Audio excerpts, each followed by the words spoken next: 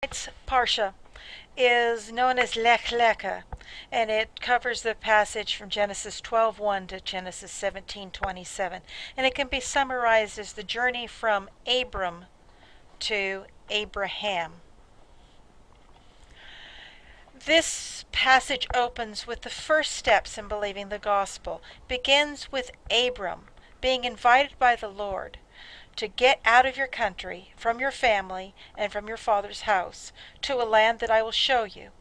I will make you a great nation. I will bless you and make your name great. And you shall be a blessing. I will bless those who bless you, and I will curse him who curses you. And in you all the families of the earth shall be blessed. We'll notice that the gospel always begins with God making promises, and here are the promises that he made to Abram. Get out from your country, from your family, and from your father's house to a land that I will show you. I will make you a great nation. I will bless you. I will make your name great, and you shall be a blessing. I will bless those who bless you, and I will curse him who curses you. And in you all the families of the earth shall be blessed. There's a total of 7 blessings that God promises to Abram. He begins with giving him direction, and he tells him that he will show him a land. He promises to make Abram a great nation. He promises to bless him. He promises to make his name great. And he promises that he will be a blessing, and that God will bless those who bless him, and will curse those who curse him. And he promises Abram that all the families of the earth shall be blessed through him. What was Abram's response? So Abram departed as the Lord had spoken to him, and Lot went with him. From this point on, we see Abram's journey from exalted father to Abram, the father of a multitude. Consider what this involved. God was asking Abram to do more than relocate to a new geographical place. God was asking Abram to abandon every aspect of self and become willing to become something totally unknown to him. How do we know this? Let's look at the meaning of the word for land. In Hebrew, the word land is eretz. Ratzon also comes from the same root word. It's the word for will. God was asking Abraham to surrender his own desires and leave his self-will behind, as well as promising to show him a piece of real estate. God asked Abram to abandon all the traits he had developed as a result of the home he was raised in, and God asked Abram to leave preconceived ideas behind and open himself up to new ways of thinking. God reaffirms the first promise that he made to Abram in Genesis 12:7. He reappeared to him, and he reaffirmed the covenant. To your descendants I will give this land. Literally, the word descendants means seed. A famine in the land took Abram into Egypt, and this was his first bump in his journey. God had a lesson to teach Abram in the journey from being Abram to the self-dependent to Abram the God-dependent. We learned that God is gracious to us even when we don't deserve it. Abram left Egypt with more than he came in with, despite the fact that he had lied and tricked Pharaoh into believing that his wife was actually his sister. Now, the second bump in Abram's journey occurred when Lot's herds became too great to coexist with Abram's herds. How did Abraham respond? Well, he was still Abram at this time. He had no fear of giving Lot the better portion. Is this evidence that he was learning to rest in God's promises? I believe it is. God reaffirmed his first and second promises after Lot left him. And the Lord said to Abram, after Lot had separated from him, "Lift your eyes now, and look from the place where you are, northward, southward, eastward, and westward. For all the land which you see I give to you and your descendants forever.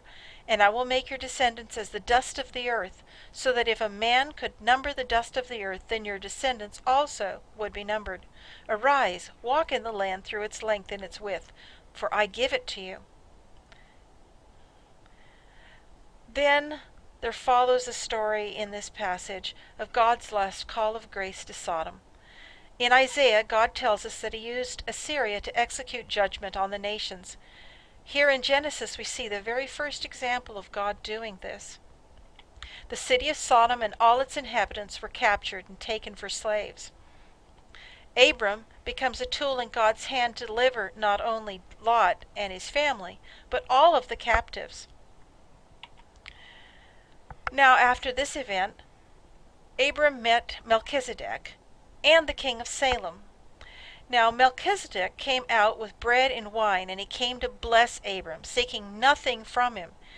He is a reflection of the character of the Most High God. Then there's this unnamed king of Sodom, who doesn't even deserve a name because he is typological of the character of Satan. He asks Abram for the souls he has delivered and offers Abram the spoils in exchange for the souls. Abram responded by giving Melchizedek a tithe, recognizing his position as a representative of God. But Abram refused to take anything from the king of Sodom. He only offered to let the men of Canaan who went with him to collect a share of the spoils, because this was the common practice of the time. But Abram had a reason for doing this. He knew that jealousy reigned in the heart of Sodom's ruler, just as it reigns in the heart of Satan. Now in Genesis 15, 1-21, God appears to Abram a fourth time. Now Abram complains because he has no children yet. This is the first time he actually responds back to God verbally. God responds by promising he will have a child. God asks Abram to look at the sky and count the stars, and that's how many seed he will have. Abram believes. This is the first time we're told that believing God is accounted to us as righteousness, for it says that Abram believed God, and it was counted to him for righteousness.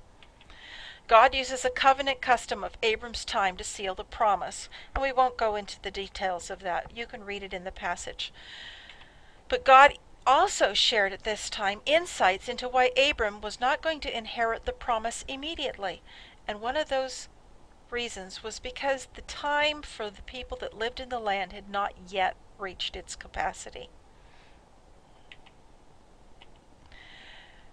Also during this time, so after this, Sarai was after this experience, Abram ran into another bump in his journey, and Sarah went right along with him.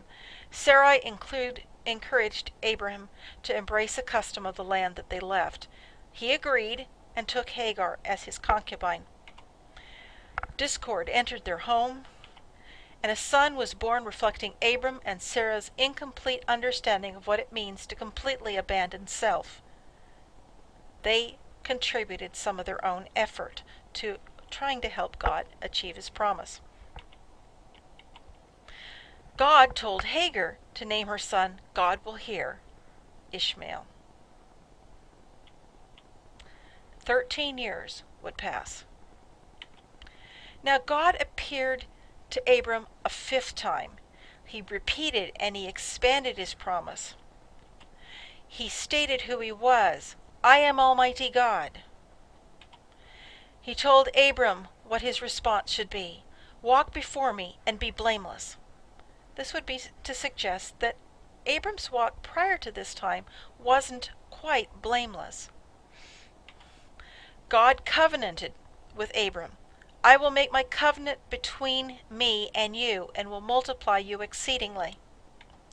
Abram falls on his face. God gives Abram a new name to symbolize the experience he will have. No longer shall your name be called Abram, but your name shall be Abraham, for I have made you a father of many nations. I will establish my covenant for an everlasting covenant to be God to you and your descendants after you. God promises more. I will give to you and your descendants after you the land in which you are a stranger, all the land of Canaan, as an everlasting possession, and I will be their God. God expects a response and doesn't leave Abram in doubt as to what that response should be. As for you, you shall keep my covenant, you and your descendants after you throughout their generations. This is my covenant with you, which you shall keep between me and you and your descendants after you. Every male child among you shall be circumcised, and you shall be circumcised in the flesh of your foreskins, and it shall be a sign of the covenant between me and you.